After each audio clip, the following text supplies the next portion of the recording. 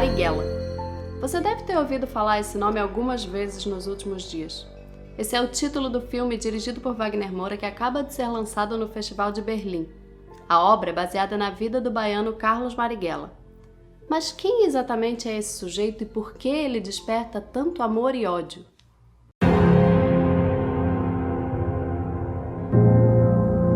Marighella era um estudante de engenharia civil da Escola Politécnica da Bahia, quando em plenos anos 30, inteiramente convencido da superioridade intelectual do marxismo, decidiu largar os estudos e se tornar militante em tempo integral do Partido Comunista Brasileiro.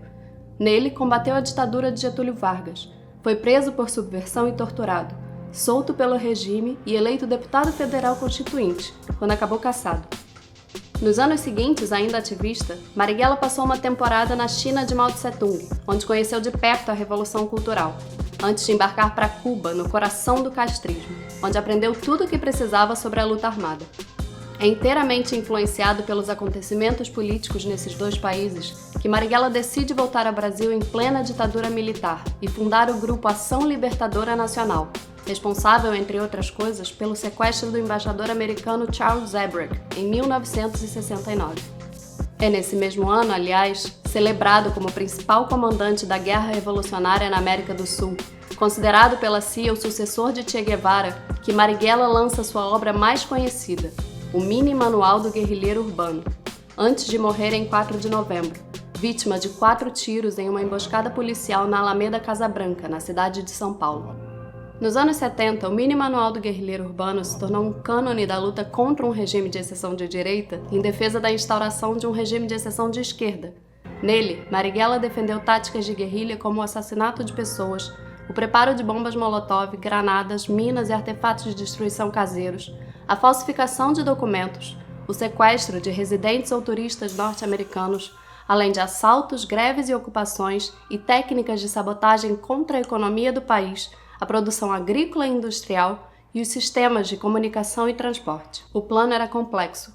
Sequestrar o Estado brasileiro assassinando chefes e assistentes das Forças Armadas e da Polícia e expropriar os recursos do governo e daqueles que pertencem aos grandes capitalistas latifundiários e imperialistas.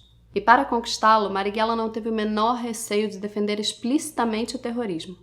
No Mini Manual, ele afirmou que o ato do terrorismo, fora a facilidade aparente na qual se pode realizar, não é diferente dos outros atos da guerrilha urbana e ações na qual o triunfo depende do plano e da determinação da organização revolucionária. É uma ação que a guerrilha urbana deve executar com muita calma, decisão e sangue frio. Ainda que o terrorismo geralmente envolva uma explosão, há casos no qual pode ser realizado a execução ou incêndio sistemático de instalações, propriedades e depósitos norte-americanos, fazendas, etc. É essencial assinalar a importância dos incêndios e da construção de bombas incendiárias como bombas de gasolina na técnica de terrorismo revolucionário.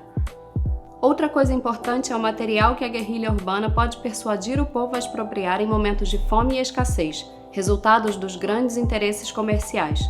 O terrorismo é uma arma que o revolucionário não pode abandonar. Marighella não tergiversava. O objetivo por trás do manual, longe da restauração da democracia no Brasil, era indiscutivelmente a construção de uma revolução socialista. Para o guerrilheiro, a revolução é um fenômeno social que depende dos homens, das armas e dos recursos.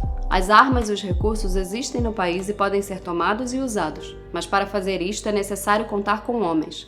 Sem eles, as armas e os recursos não têm nem uso nem valor. Este é o núcleo doutrinado e disciplinado com uma estratégia de longo alcance e uma visão tática consistente com a aplicação da teoria marxista, dos desenvolvimentos do leninismo e castro-guevaristas, aplicados às condições específicas da situação revolucionária. Este é o núcleo que dirigirá a rebelião à fase de guerra de guerrilha. Com a sua morte, Marighella se tornou uma lenda das lutas de esquerda no Brasil. Em 2009, Lula o chamou de herói. Em 2012, Caetano Veloso o homenageou com a música Um Comunista, a faixa mais longa do álbum Abraçaço. No mesmo ano, os Racionais MCs lançaram a canção Mil Faces de um Homem Leal, eleita a melhor música brasileira do ano pela revista Rolling Stone Brasil, além de clipe do ano no VMB 2012. Nela, o rapper Mano Brown canta: O desejo de todo revolucionário é fazer a revolução. Cada patriota deve saber manejar sua arma de fogo. Carlos Marighella. Aumentar sua resistência física.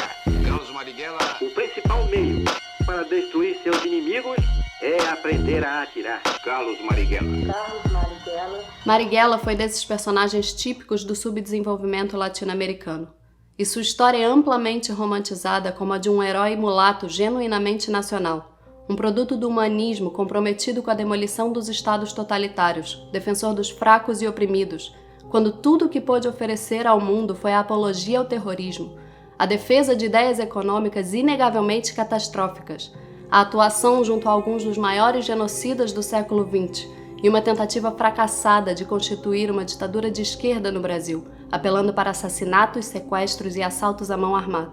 E nada disso é uma opinião, matéria de ranço ideológico. Como ele mesmo escreveu sobre a sua organização terrorista, a Ação Libertadora Nacional, em agosto de 1969, 2 meses antes de morrer, os dirigentes de nossa organização não podem provir de eleições. Os dirigentes surgem da ação e da confiança que despertam pela sua participação pessoal nas ações. Todos nós somos guerrilheiros, terroristas e assaltantes e não homens que dependem de votos de outros revolucionários ou de quem quer que seja para se desempenharem do dever de fazer a revolução. Ao fim, o mito do bandido romântico não é nada mais do que isso, um mito. Marighella foi um homem de seu tempo, influenciado por uma literatura ruim, capaz de se indignar com coisas erradas defendendo práticas e ideias ainda piores. Todo o seu descontentamento com as iniquidades e injustiças do mundo gerou apenas um personagem impiedosamente violento e contraditório, capaz de causar dor e sofrimento a pessoas inocentes, como a família Charles Elbrick.